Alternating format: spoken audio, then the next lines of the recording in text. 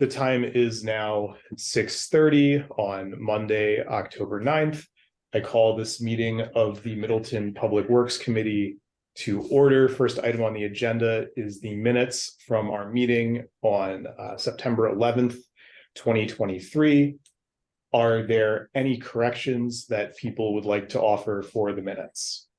Let me interject here and just confirm that there is a quorum of 4 members present, 2 via Zoom with video turned on and 2 present physically in conference room B. Yes. All right. All right. Okay, so for the minutes, are there any corrections that anyone would like to offer to the minutes? Hearing none, I accept the minutes as accurate. I ask for unanimous consent to move agenda item 4, city website request tracker, to agenda item number 2, because we have Brett here to Thank you. talk about it. So this And just for brief introduction, I don't know if you've all met Brent Kaiser McHenry, but he's our communications manager, and I know sounds. But I'm not. Nice to meet you, Carrie. I'm sure we'll see you in person at some point as we go down the road of more meetings. so Brent jumped in, dove in, Yeah. and fixed an awful lot of stuff already, and this was already on his list of things to take care of prior to us bringing it up. I can Give just us a status update. I can just give you some background real quick. That when I first started, one of my jobs, of course, is cleaning up the website. Sure, it's functional and that easily interact with government. That was one of the reasons I was hired, was to put out information, but also make sure we can receive it well. And the request tracker, actually, Sean and I had him talk about it even before we knew it was a concern. That it was, cumbersome, difficult, had a lot of things, never really got answered from what I understand. I did solve a lot of those problems. It's not complete. It'll be mostly complete tomorrow. I ran out of all of the time today. But we did, Want to drive? oh, sure. We did consolidate many of the areas to make it easier to know what to pick. We also made sure that all these categories have a contact that it goes to immediately. And we found that perhaps by oversight, there weren't.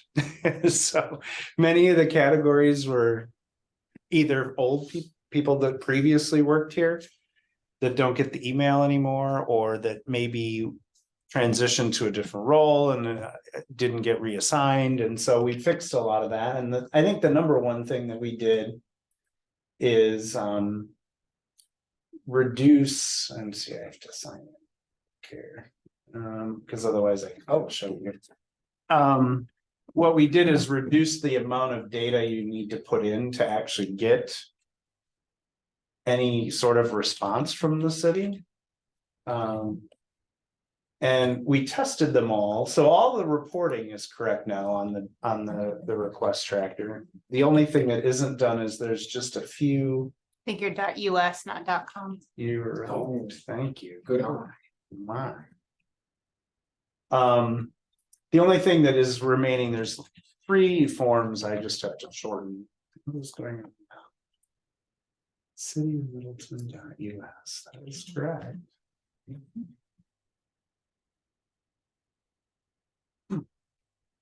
Very odd. Oh, I know. It doesn't have my middle initial anymore. Oh. Because there was another user similar to mine. Causing fusion. Okay. So when you go into the tracker, and I'll just slide this over just a touch so you can see. We really just require a very short amount of information. What the problem is, so in this instance, we clicked on erosion control. So in theory, you'd be reporting something about erosion control. The ditch on High Point is eroding. And then you just enter, if you know the address, or if you want to put your address, it would go there. And I'm just making this up. And then if you have a file or a picture, that's great. And then once you log in, then it would automatically populate that. So then that's all there is, and it sends. Rather before, and I can show you before so that you can kind of see what you had to jump through before. We'll just use the airport because this is the one I haven't finished. Because theirs has some specialty questions in it. But we asked you to fill out all the information about the aircraft, which is fine, and the aircraft direction of travel. And then for every request tracker, we had 2 sections of data. We had one, tell us the address, city, state, zip, phone number, email of the location. And then before you could submit, you had to put all of your information in too. So you had to do double data entry on almost every one of our complaint forms. So that, I think, eliminated the interest in people of continuing. I'll show you one other one here. Let's try this one. So see, you have this first problem location data set, and then you had this whole your information. Well, one, I'm not really sure we need to collect effect. And 2, I really don't need to know where you're from. I don't really need that data. We just need to know what's broken, where is it, and how to contact you. So we eliminated all. Would this. you not try and limit it to city people? We do, but there's instances where we've had like a family member who has an older elderly relative, and then they're at home, and so they submit it on behalf of. But the neat thing about the software is it actually gives us a GPS location of your IP address, so it'll show us a little map Wow.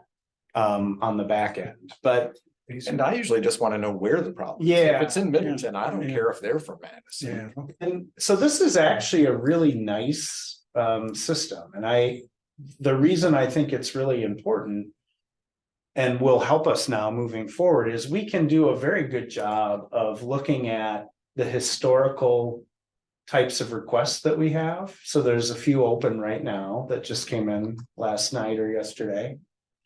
It gives a great detail, it gives a location, and then it allows us to track who's it's assigned to and then the progress. But the neat thing is we can then report on this data.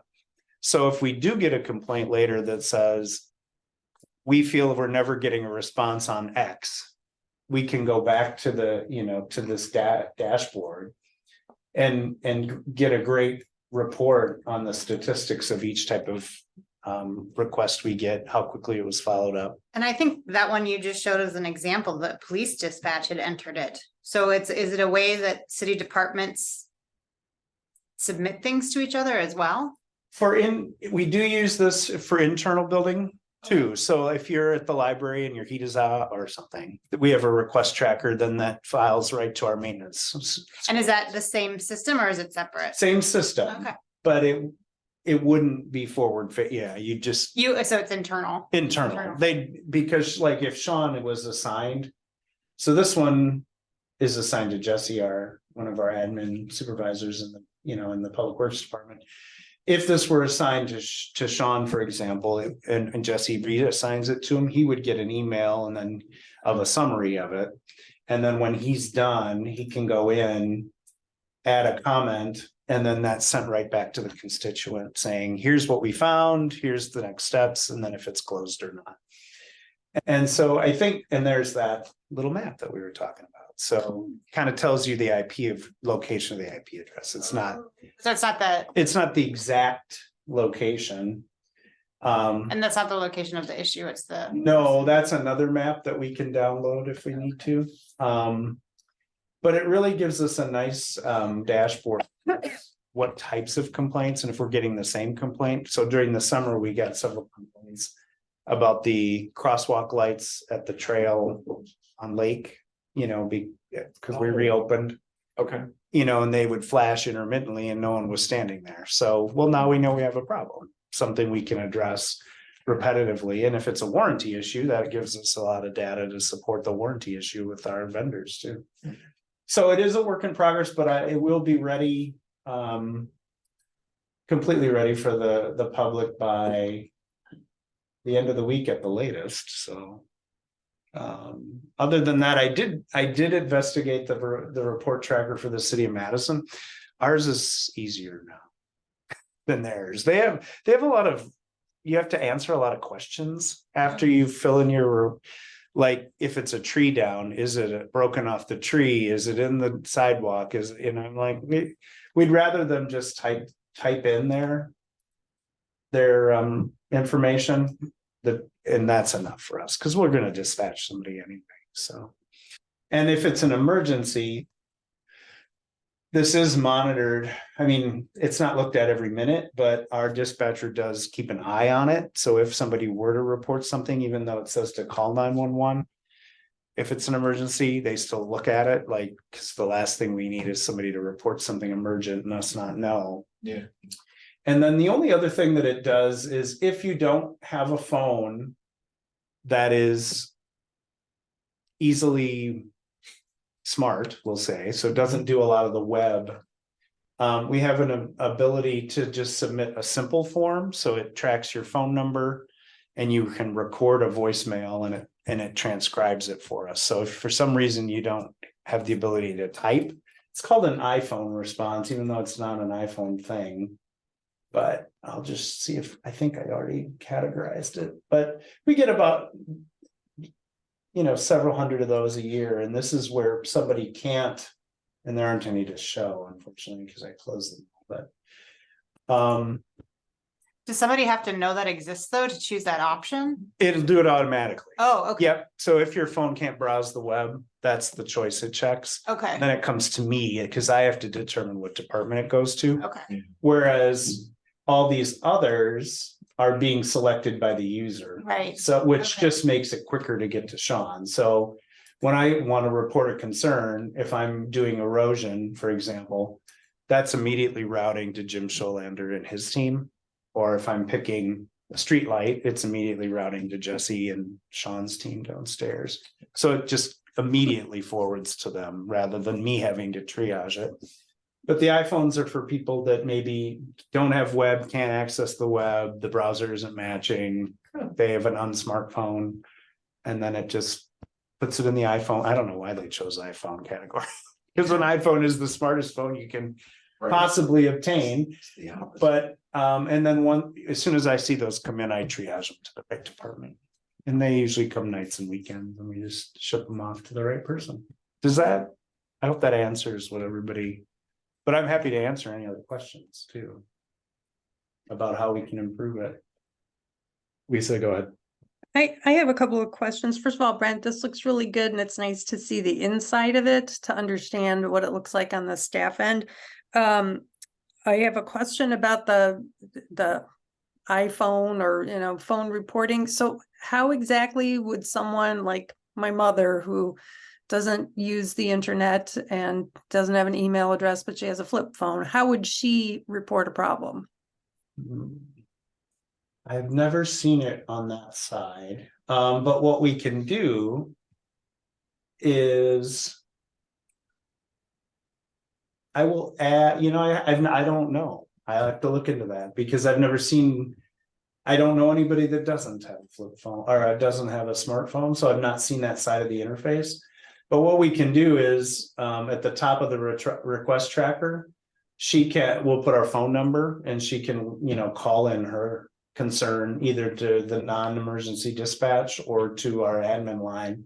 And then we can manually enter the concern for her. Okay, well, I have a question. I'll look into the back end. I'm sorry, I've just never seen it. I know we get a lot of requests through it, but I don't know anybody that. I have a question that's sort of in that vein, Lisa, and what that is like, what's the use of having the login? The login What's is, requiring to set up somebody's account? What's the purpose? That's for a variety of topics. That's so that you can sign up to get the alerts that we send out through any of our news. So the login is, it's to prevent spams, because otherwise we would get constant, bots just sending. Even on like a form like that? Yeah, Oh. we don't use the iCaptcha because that's difficult for people on smartphones to sometimes finish, so we don't turn that feature on. We can, but it'll limit how easy it is. But the login is really designed to allow you to have access to set up your homepage. So if you are a user of our website, you can set up your the wrong button here. You can set up your views and how you want to receive messages from us on your own Civic Plus account. So Oh. mine will look different because I'm an administrator. But for example, if you want, and mine is going to look slightly different, but you can set up what types of alerts you want, and that's the biggest reason. So under Notify Me, being logged in allows you to decide which of these lists that you can subscribe to that we send push notifications to. So the login kind of is kind of authenticating that you actually have a reason to want to get this stuff, because without that, we need you to opt in. We can't just automatically force feed you stuff. That's against the rules now. So we need you to just put in your email and Notify Me. You don't necessarily have to set up an account, but it allows you to go back then and look at all the previous messages and look at the history of all the messages that we've put out. And it's just one more feature. If we feel that this is a detriment to people submitting concerns, we can easily just go. I mean, it's going to require more staff time. We can go to just a generic. We do have an info@cityofmiddleton.us email address, and they can email it, but then somebody would have to manually either forward the email to the right department or manually enter it into the request tracker. But we get plenty of We these do. too from We people do. that just take a Yeah. guess and send an email, and that works Yeah, okay too. and so I'll add the phone number to our request tracker page, just so that we can have people and that email. But I think with any government agency, just calling the main number is probably the best bet, because Michelle or Lori will get that first thing, and then they can They know immediately who to get triage stuff it. to. Yeah. So I'll make sure that that's published in a location that's easier to find on our reporter problem area there. But yeah, the website sign is really to kind of customize your look and what you want to see first. And it's just an added feature that comes with it. I'm not sure many people use those features, but it's also just a way to prevent constant, people abusing the forms and stuff that we have on our website, because there are other forms that you can fill out on our website, like dog license and liquor license and all those other forms. So we like to try to keep it a little secure. Well, Kendra asked the question that I was gonna ask too, and that is why do people have to log in? Because I know that was one of the features of the Madison Report a Problem site that I think is desirable. And I know that you don't have to log in to apply for a dog license. And it seemed to me like that would be the form if you're going to be processing payment or uploading something, where it would make sense to have somebody log in. So I just wonder, is there a way to allow people to submit a request without logging in? They can submit it via form, but it wouldn't allow us to track all of the data the way that we're tracking it, because we would then rely on them to enter it every single time. Whereas if you log in, it form fills it for you. So we can move to that, but request tracker, because it's behind the firewall. Because of the way the software is set up, it wouldn't allow us to track the results in the same way. So we could do a form, like the city does, Wait, you mean And the city of Madison does? yeah, and Is there a way that you could do like a separate? You could have the option to do it with an account, but if you didn't want to set one up, you could do it like have one that was outside the firewall. Again, I understand the bot issue, sure. and then maybe protect that one with a capture. Yeah, we could do that. Let's see if there's a guest. Yeah, maybe. Yeah. Yeah, like I That, guess. that was. Yeah, I mean. Sure, I can look into it. I don't know.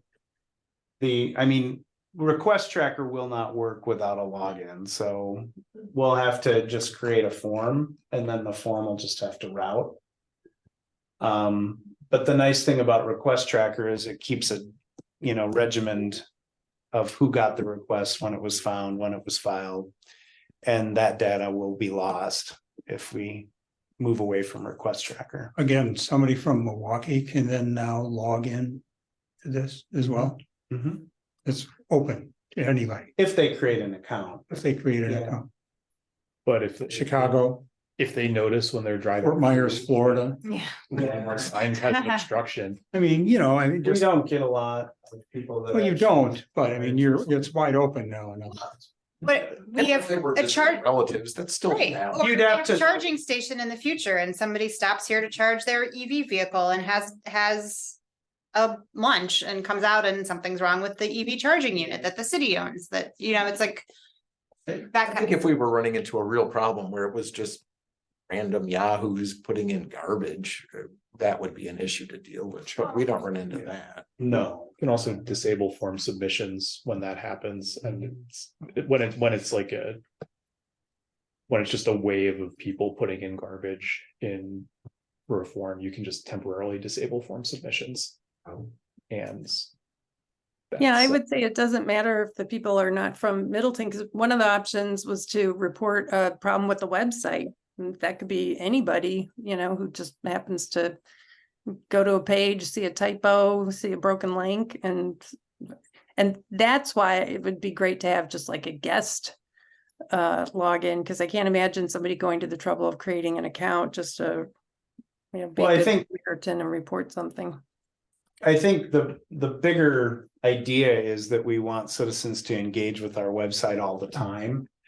And so the website sign-in allows them to decide what lists they want to be on and what notifications they want to receive, and we can't push those notifications without them saying, yes, I want them.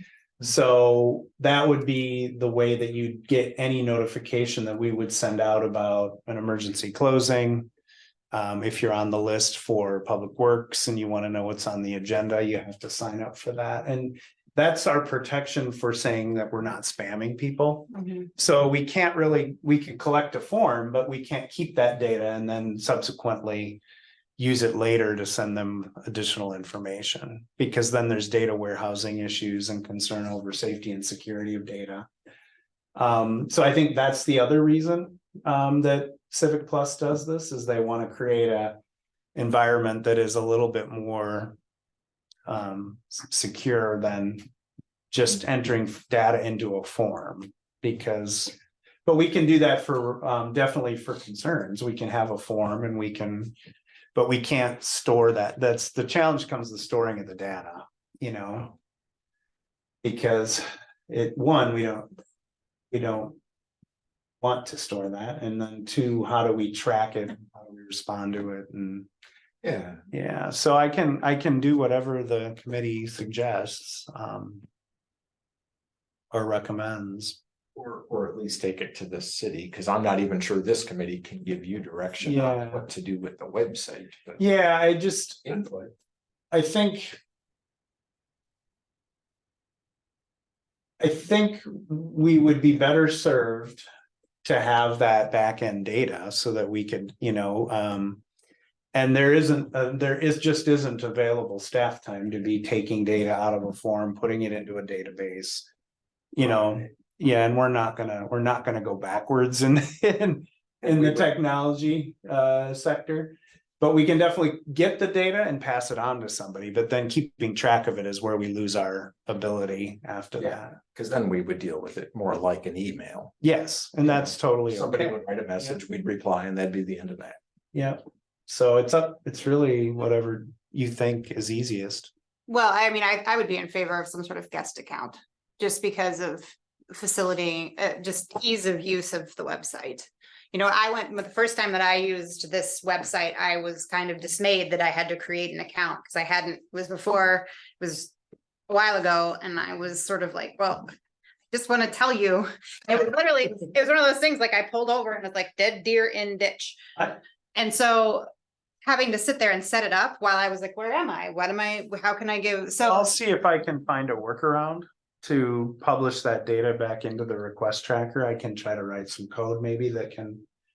I could understand from a Force it. communications perspective, though, how you want people to sign up, Well, you know. it's more, the reason you have to sign up is really more for the alerting, so that you can choose your lists. And I think if you were to look at the actual reason request tracker exists, I don't think it's for outside.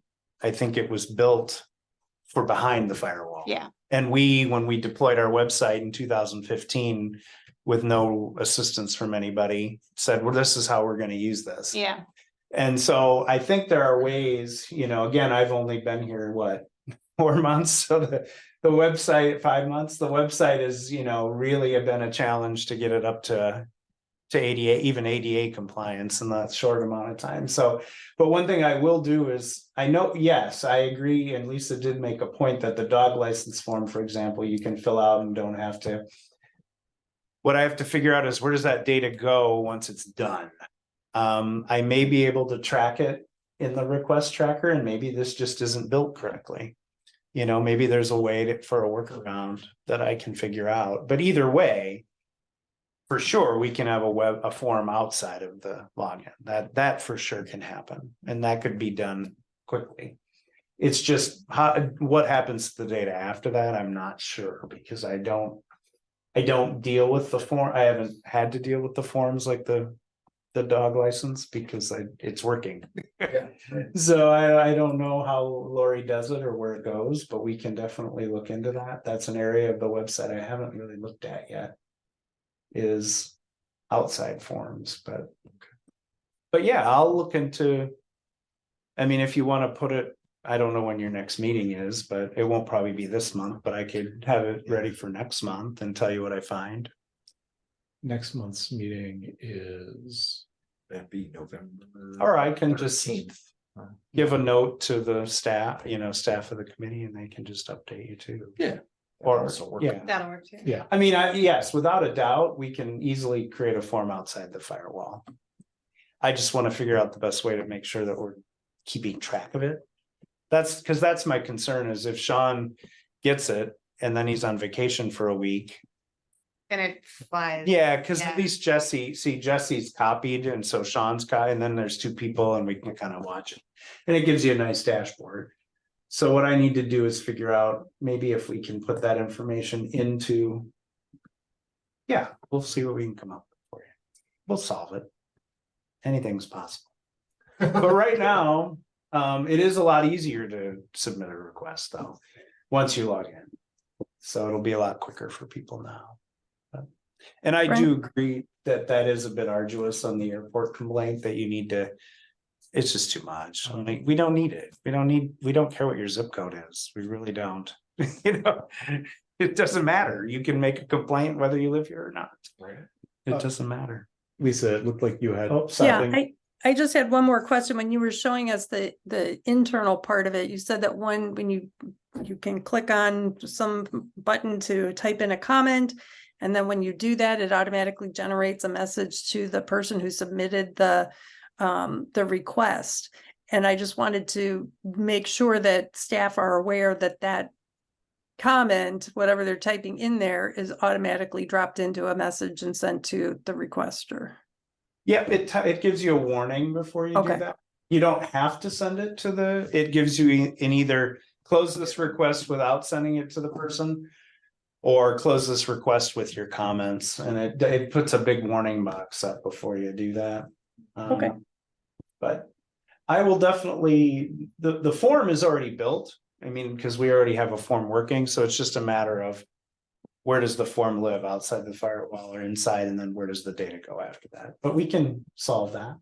That's the nice thing about the way our website is built is it's dynamic, it's just data. So you just have to decide where you want the data to go and how to get it there. So we'll look into that for you. So I have one other piece of feedback Sure. on this. In terms of actually getting to the part where you'd report a problem. Mm-hmm. If you're looking at the website and you're not logged in, Mm-hmm. you see menu on the top. And then if you know, No, it's under I want to. I'm looking at the website, not logged in right now. And Yeah. what I'm seeing is, so you look at it. Well, that's not loading correctly. Okay, so that's a website issue. No, it's a browser issue. Yeah, so so did we design it for Chrome? No, it's across all, and it's a Yeah. platform that every government. Okay. organization- So Yeah. why don't you make your Yeah, window full I mean- screen?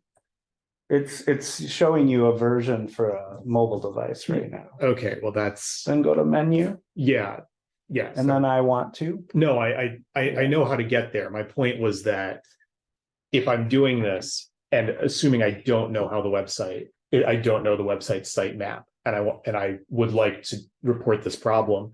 You can Then- scroll down, there's a search. Yeah, I function. know, I can search, and our search feature is actually good and it returns the right result. It does. I check it daily. Yeah.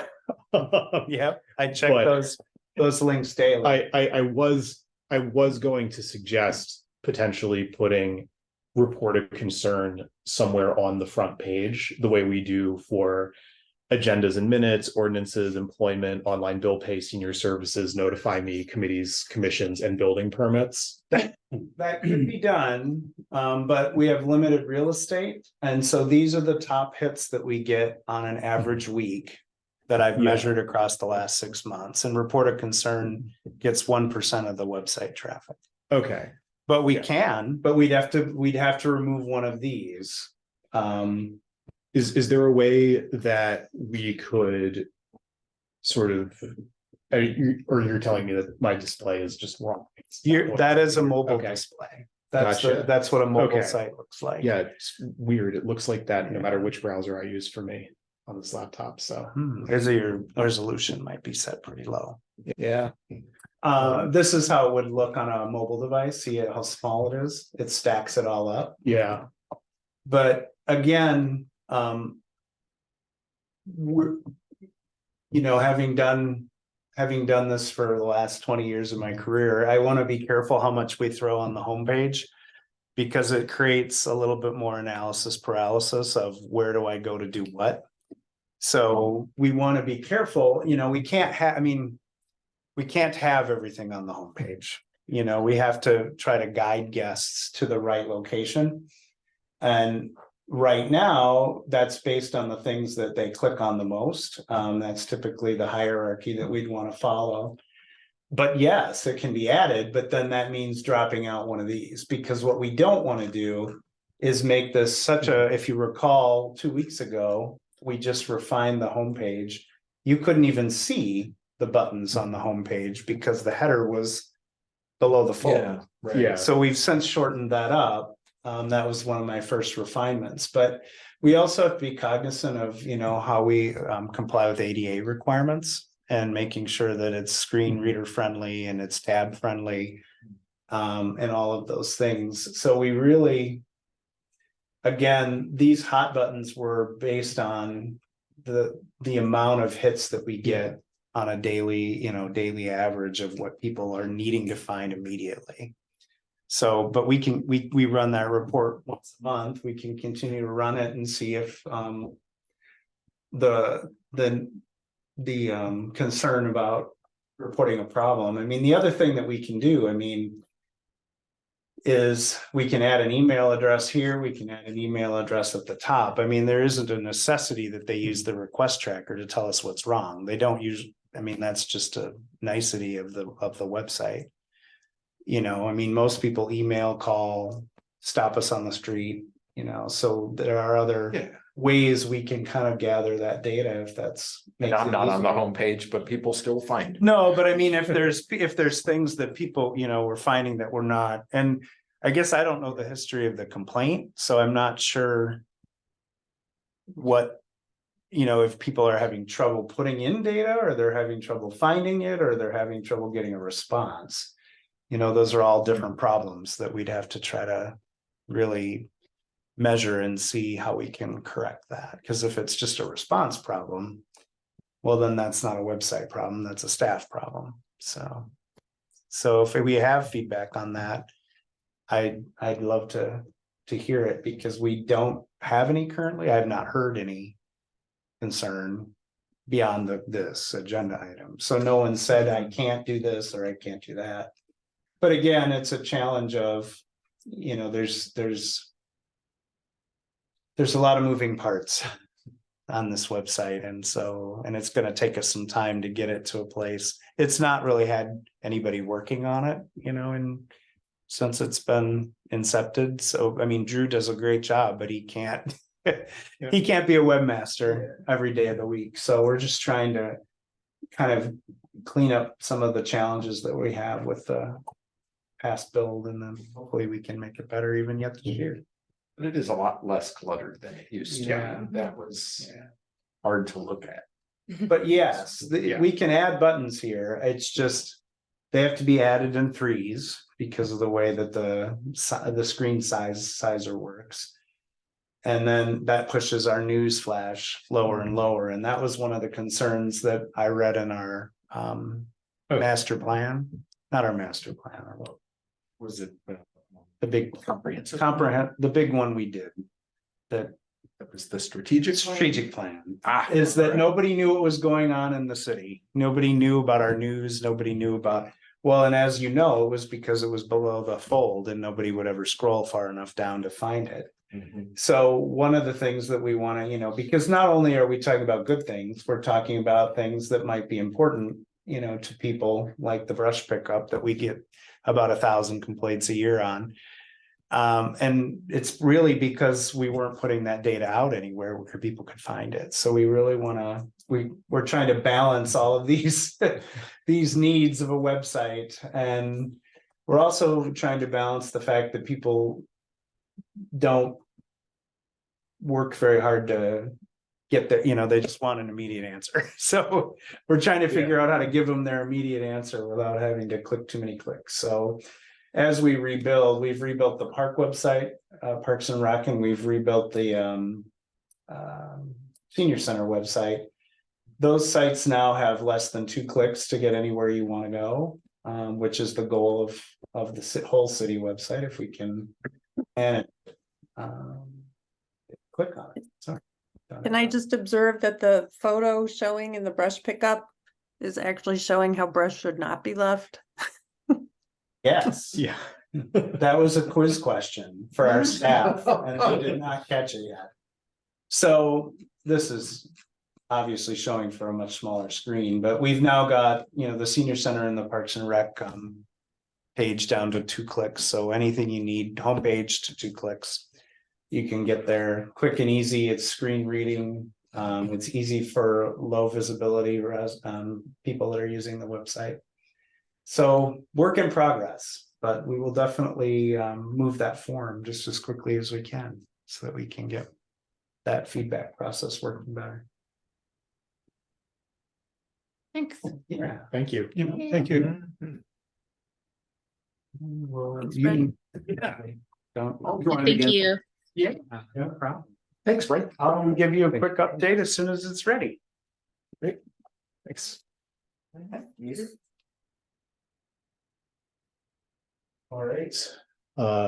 So now we are on to the original item number 2 on the website, property maintenance services agreements. So Right, and this is a pretty simple, straightforward annual agreement for anyone who doesn't feel like shoveling their sidewalk or trimming their bushes not to hang over the sidewalk, or, you know, take care of their property in some way that affects the public. We have a, oh, it's not a code compliance officer, but it's, there's a newer employee in that role that then would interface with B&E to get them on it, and we just send them a bill.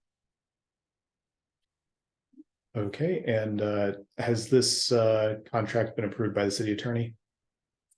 This is a standard form that we developed years ago, yes. Okay, I have some questions about it.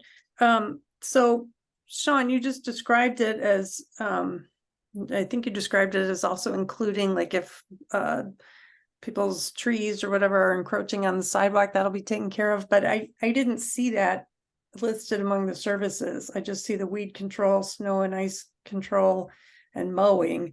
And I was going to ask about why isn't encroachment onto sidewalk by trees and shrubs not included, because that is a code violation. Yeah, that's a good question. I don't know if we're missing a separate hourly rate for something like that. So we tried listing the kinds of stuff we run into day in and day out. And this all started kind of as snow, really. But it grew to include mowing. So I'm just gonna look at what we do have: mowing, weed, snow and ice. Yeah, so we don't have like chainsaw or well, we do have labor, but not chainsaw. So we'd have to just include, I guess, that extra equipment rate. Would it include hauling as well? In that regard, if it were for brush? I don't know what they would do with it. It would probably just fall under labor, I suppose. I'd have to talk to Brett and see once what he would all need included to make that happen. But I think it does include that. I just don't know how it's charged. The hauling or the encroachment? Well, taking care of encroachments. Yeah, I think if it's not mentioned among the services covered in section 1, then I don't see why they would do it. I also wonder, can we, when maybe this is covered somewhere else, but for the weed control service, can we require that the contractor sweep up any herbicide or pesticide from the sidewalks and driveways? I think that's something that commercial landscapers are supposed to do. Oh, if it's a granular herbicide, it's instead of a spray product? Yes. Yeah, I'm not sure what they use, tell you the truth.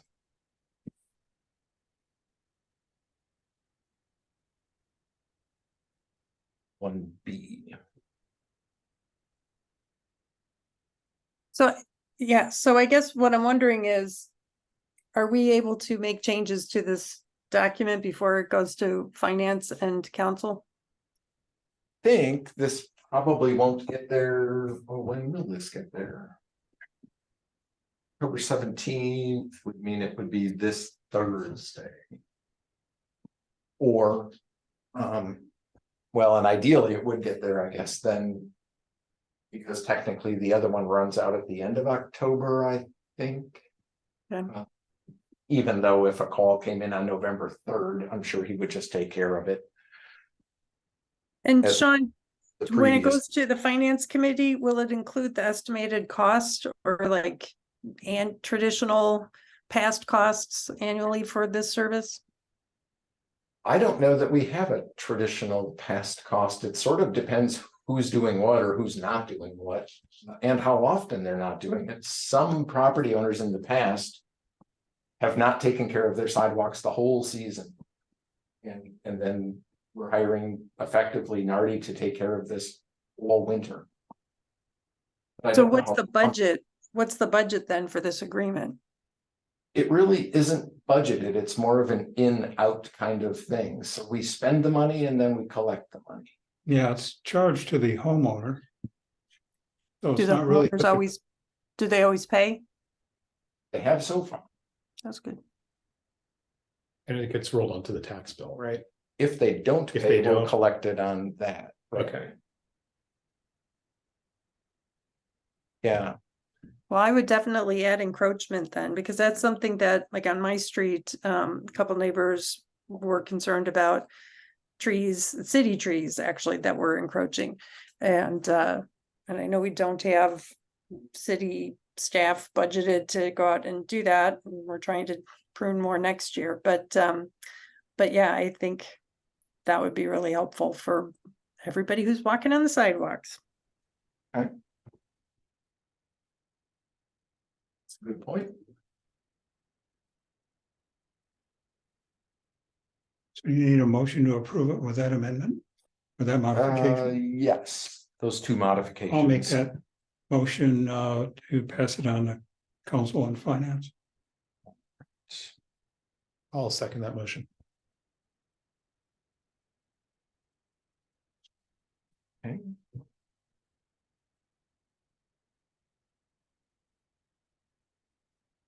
All right, all in favor? Aye. Hi, Aye. All opposed? Hearing none. Let's go on to agenda item 3. Standardize a process for requests from the art committee. Now, I requested that we add this to the agenda because of the discussion that we all had the meeting before I joined this committee officially. Okay. On May 22nd, when we had a request from the art committee regarding a sculpture on Parmenter Street. At the trailhead. Well, they were going to send out a request for qualifications from people. And it seemed like based on the timeline that a lot of the concerns that we'd have as a committee dealing with setbacks from utility lines, calls to diggers hotline, checking with in this case WISDOT, since it was a public right of way that they owned, so checking with right of way holders. A lot of these things were things that we could just send to the arts committee as these are the concerns that we know we have for them to include in their RFQs going forward for any public art installations they're thinking of. So that was why I added this to the agenda, because I think that it would just make the process a little easier and get us out of the business of deciding on the tastes of public art and just streamline the process.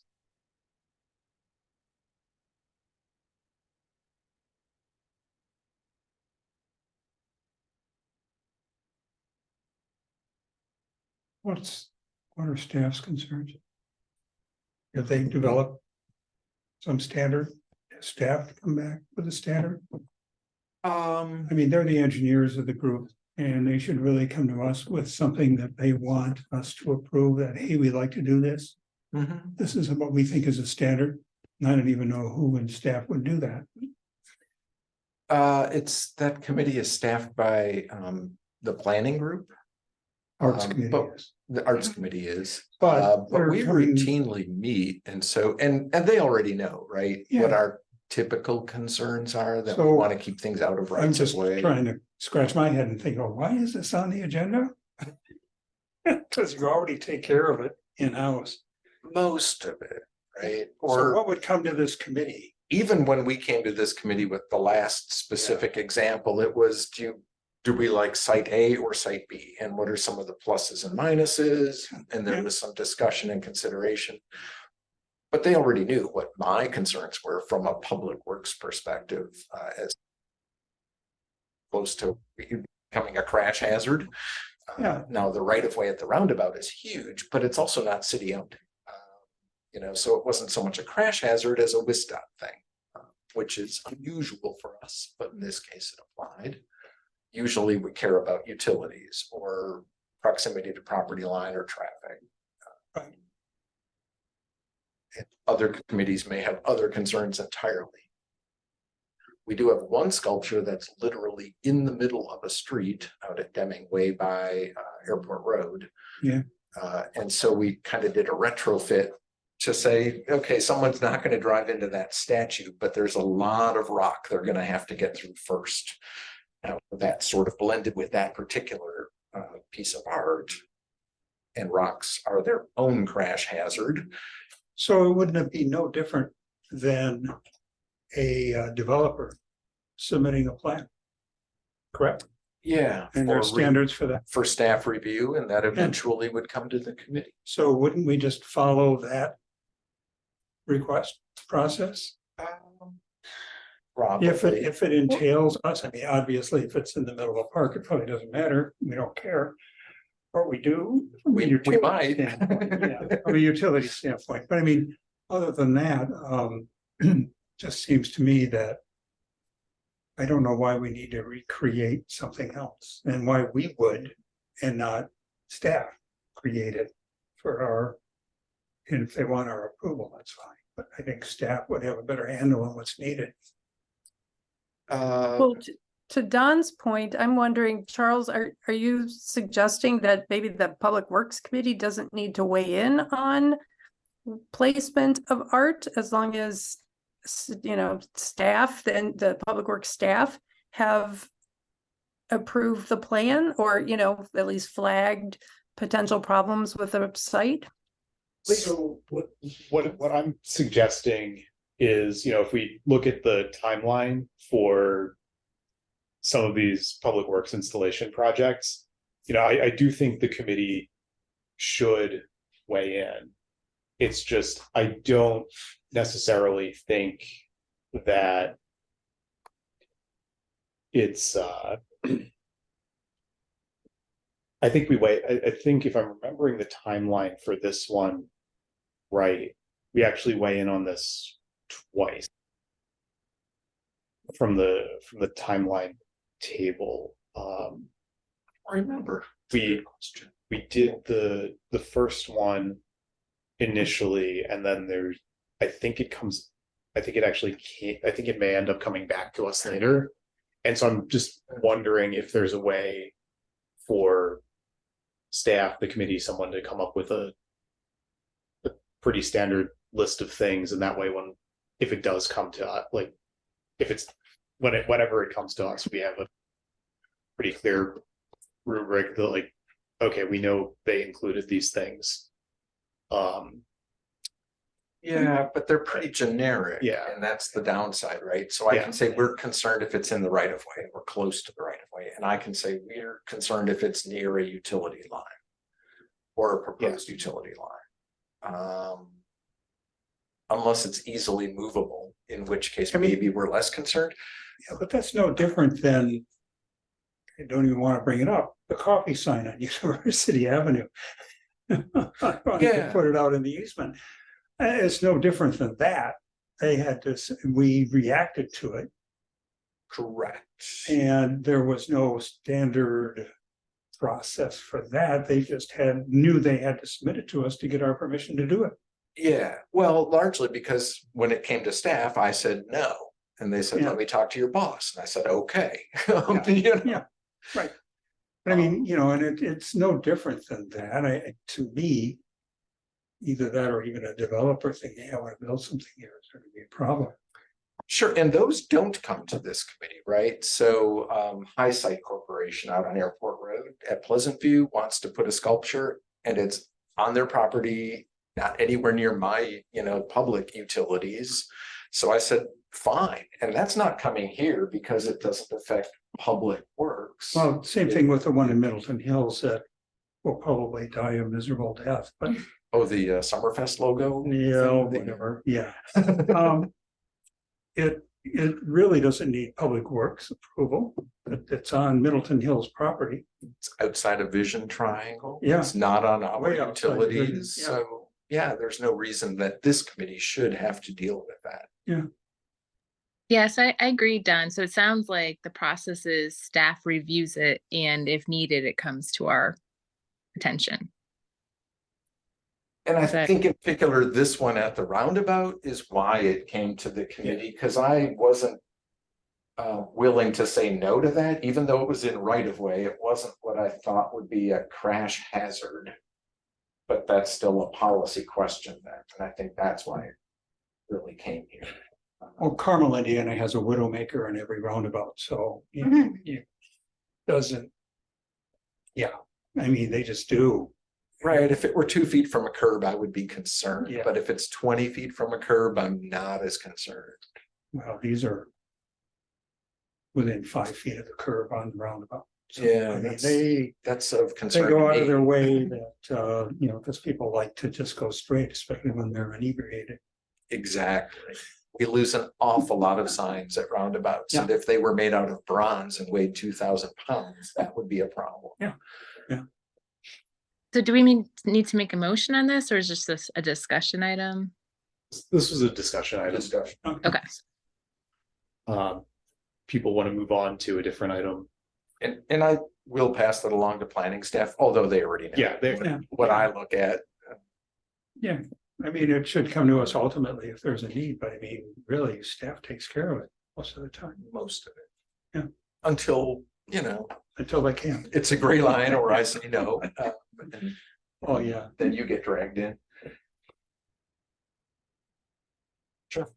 All right, so that brings us to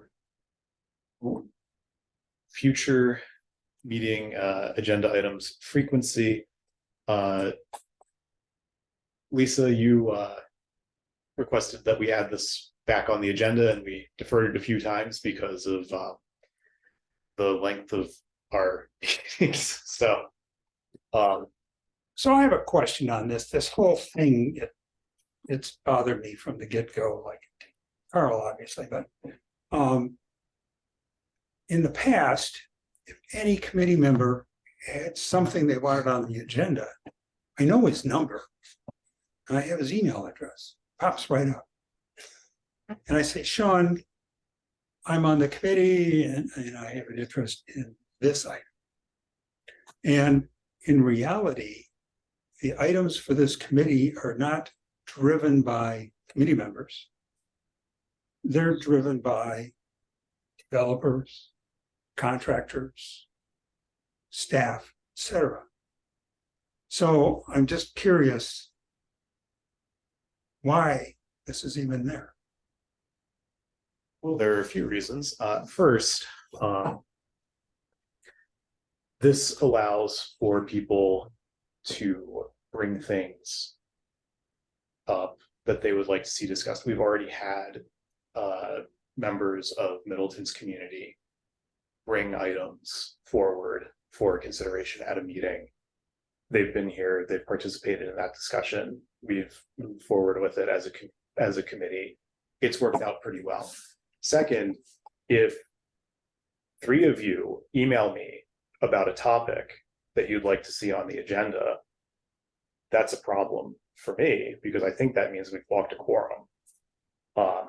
If you include any reasoning whatsoever for why you want it on the agenda in those emails, which typically does happen when somebody's emailing a request to put something on the agenda. And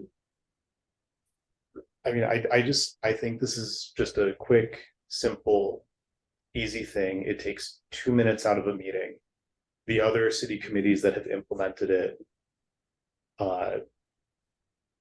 it's generally worked out well for them. And I think it's a great solution for trying to get as much public participation as we can. It's not the only one, but I think it helps. So that's why I suggested it initially. And then Lisa, I believe you wanted to increase the frequency.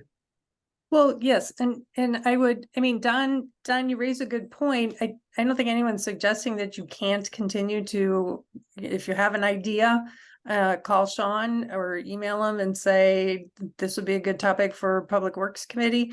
That seems to be fine. I know Charles does not want to get committee related messages at his personal email address. But the Airport Commission, the Water Resources Management Commission, the Sustainability Committee, the Ped Bike and Transit Committee, and possibly others, those are the ones I'm familiar with, they all do this at every meeting. The last agenda item is to generate ideas for, as Charles mentioned, maybe we had a public comment from somebody. I think it was the last meeting, there was a resident from Misty Valley who was talking about the maintenance of stormwater detention basins and trying to get volunteers involved locally, to help maintain or report problems to the staff. That's something we can follow up on and put on the, if people think that's a good idea, put that on the agenda of a future meeting or a presentation that we think we may need to have. Again, those four, two commissions and two committees that I've had experience with, they do this at every meeting and it's never been an issue.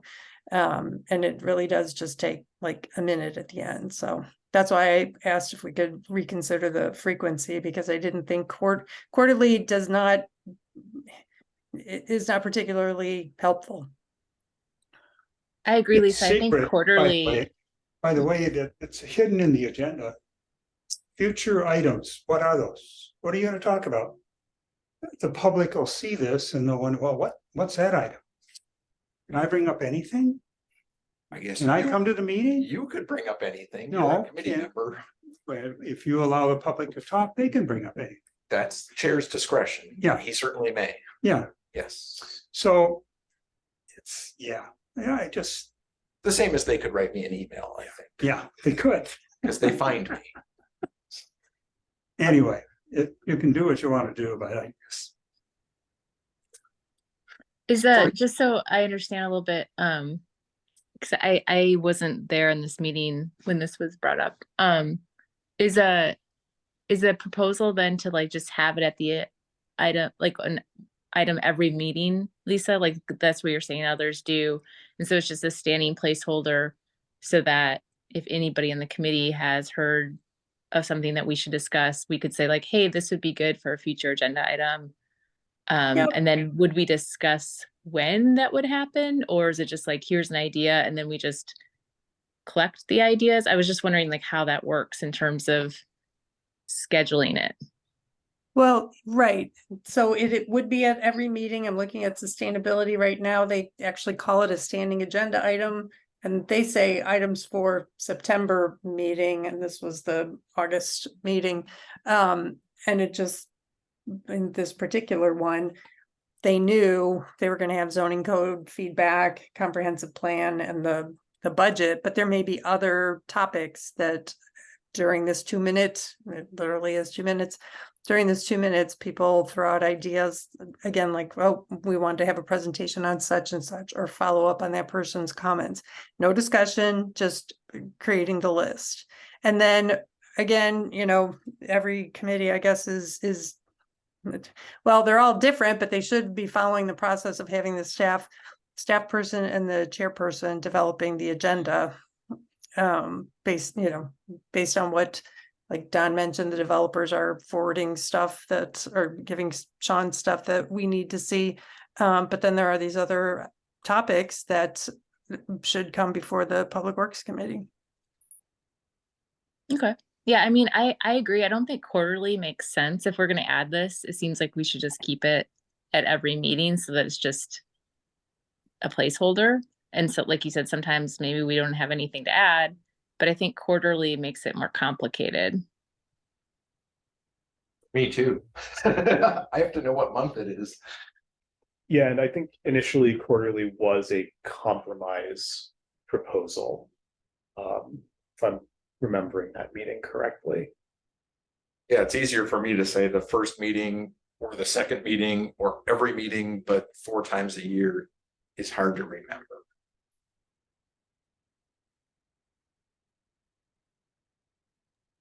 So do we have a motion for future frequency? I'll move that at every meeting, we have a standing agenda item to generate ideas for future meetings. I'll second that.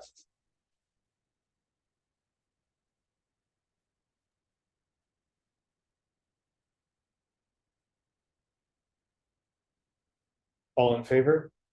Hi, I, All opposed? No. All right.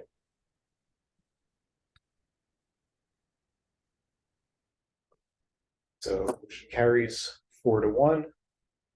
We have reached the end of our noticed agenda. The meeting is adjourned. thank you, everyone. yeah, thanks.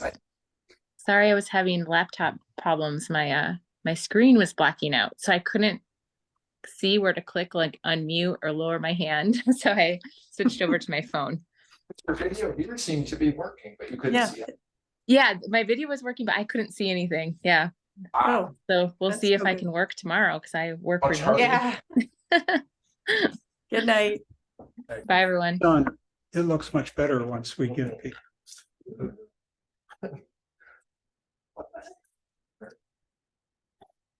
Oh, Kendra, thank you